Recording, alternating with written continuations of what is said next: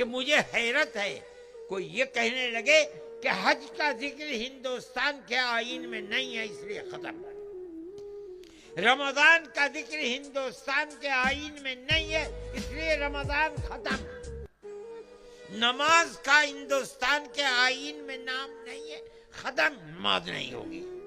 अरे बाबा, मजहब का जिक्र आ गया, हमारी मजहब की हर छोटी से छोटी बड़ी से बड़ी चीज जब हमारे मजहब का जिक्र आ गया, हमें अपने मजहब पर जीने का हक है। इसका मतलब है हर मजहबी चीज पर हमें जीने का हक है।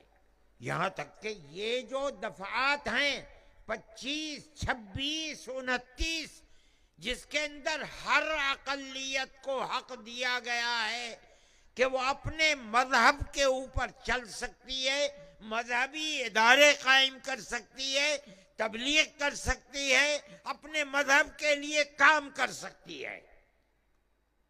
यह है हमारा आईन। हम इसी आईन की दुहाई देते हैं। दुनिया बोल रही है, हिंदू बोल रहे हैं, मुसलमान बोल रहे हैं, सिख बोल रहे हैं कि मुल्क के दस्तूर को महफूज करो। तुम दस्तूर को आग लगाना चाहते हो, हम नहीं ऐसा होने देंगे। क्यों लगा रहे हैं आप? वो अक़लियत को जीने का हक नहीं देना चाहते। मेरे भाई, ये हमारा किरदार है। जमीयत उलमाए हिंद, हम जमीयत उलमा, हम ये बात कहते हैं कि मुल्क का आईन है, दस्तूर है, दस्तूर के अंदर सेकुलरिज्म घोल कर रखा गया है, इसके अंदर किरदार हमारा है। कोई माई कलाल है खड़े होकर कह दे कि नहीं है। हमारी खिदमत हैं, 150 साल खिदमत हैं। आज जो कुर्सी इख्तिदार पर बैठे हैं, कहें अगर उनके अंदर हिम्मत सर उठाकर उन्होंने मुल्क को आजाद करा है, कहें देखें हम, वो क्या जाने की दस्तूर की कीमत क्या है। जमीयत उलमाए हिंद, ये दस्तूर है और हमारा बनवाया हुआ दस्तूर है, मुल्क का दस्तूर है। अगर इस दस्तूर को आग लगेगी, मुल्क को आग लग जाएगी। तुम्हारे अंदर ताकत नहीं है कि तुम वो किरदार पेश करो जो 150 साल नहीं 200 साल किरदार इस मुल्क को बनाने के लिए है। नहीं कर सकते तुम। मेरे भाई, ये हमारा एक नजरिया है। हम ये कहते हैं कि आईन मुल्क का आईन है, मुल्क के बसने वालों की फलाह व बहबूद के लिए है। इस आईन की हिफाजत मुल्क की हिफाजत है। जो इस आईन को बर्बाद करना चाहते हैं, इसका मतलब है कि वो मुल्क को बर्बाद करना चाहते हैं। क्या चीज है आईन? क्या चीज है? क्यों कहते हैं? इसका मतलब ये है, उसको समझना चाहिए। इस आईन ने अक्सरियत और अकलियत को एक पैगाम दिया है। मजहब, हर अकलियत, हर मजहब, चाहे वो 100 है चाहे 1000 मजहब है, हर इंसान को अपने मजहब पर मरने और जीने का हक है। यह है सेकुलरिज्म।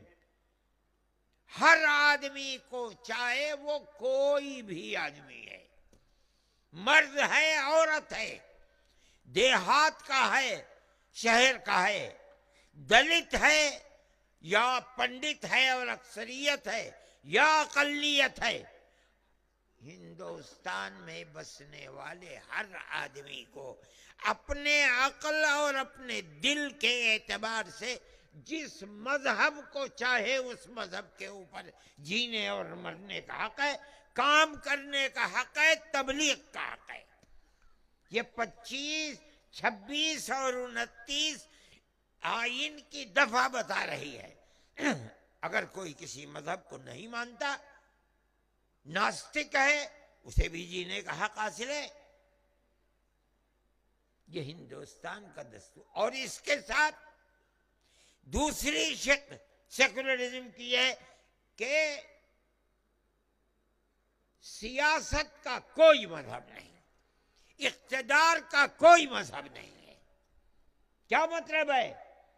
जिनके हाथ में इख्तिदार की रस्सी है वो पाबंद नहीं कर सकते किसी को मजहब का। दस्तूर ये कहता है, इसी का नाम सेकुलरिज्म है।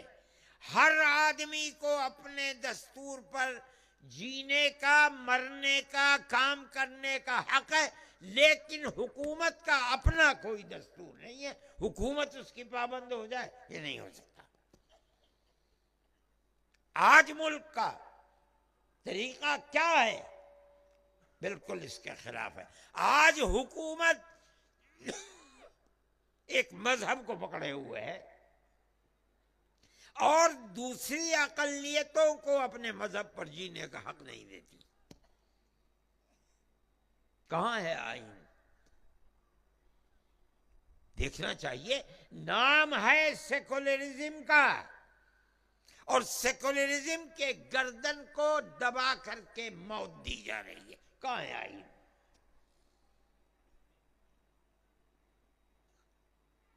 किसी अकलियत को, मैं कहता हूं खुल करके, मुस्लिम अकलियत को मजहब पर जीने का क्या हक दे रहे हैं आप?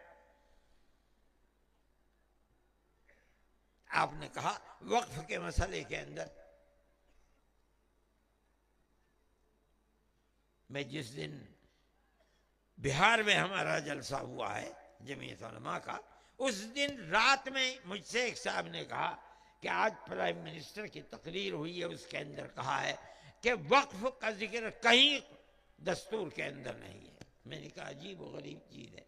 मैंने उसी तकरीर में कहा गई थी ये बात कि मुझे हैरत है कोई ये कहने लगे कि हज का जिक्र हिंदुस्तान के आईन में नहीं है इसलिए खत्म, रमजान का जिक्र हिंदुस्तान के आईन में नहीं है इसलिए रमजान खत्म, नमाज का हिंदुस्तान के आईन में नाम नहीं है, खत्म, नमाज नहीं होगी। अरे बाबा, मजहब का जिक्र आ गया। हमारी मजहब की हर छोटी से छोटी, बड़ी से बड़ी चीज जब हमारे मजहब का जिक्र आ गया, हमें अपने मजहब पर जीने का हक है। इसका मतलब है हर मजहबी चीज पर हमें जीने का हक है। ये कैसी बात है? मजहब के एक एक जुज का हिंदुस्तान के दस्तूर के अंदर नाम आए, ये कोई चीज नहीं है। हम ये समझते हैं कि वक्फ हमारी मजहबी चीज है और